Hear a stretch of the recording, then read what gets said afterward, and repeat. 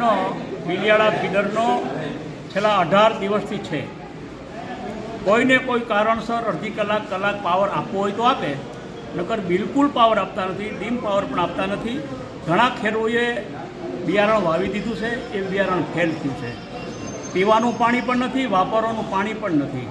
અહીંયા જ્યારે ત્યારે રોજે રોજ અમારે 2 ધક્કા ખાવા પડે છે, કાં તો કે લાઈન ફોલ્ટમાં છે, રિપેરિંગમાં છે. કંઈને કોઈ કામગીરી નીચે આવા બાના કાઢીને દિવસો પસાર કરે છે. એટલે ના છૂટકે આજે આ જીબીને ઘેરાવ કર્યો છે. 2 દિવસમાં અમે કહીશું, 2 દિવસમાં આનું સોલ્યુશન નહીં આવે, રેગ્યુલર પાવર નહીં થાય તો જીબી ઓફિસને તાળા મારવામાં આવશે, ધરણા કરવામાં આવશે અને આગળનો કાર્યક્રમ પણ કરવામાં આવશે. બીજીવીસીએલના અધિકારી એવું કહેવામાં આવ્યું કે મને બાંધી રાખવામાં આવ્યું, એ શું હતી સમગ્ર ઘટના? એ વાત એની ગેરવ્યાજબી છે.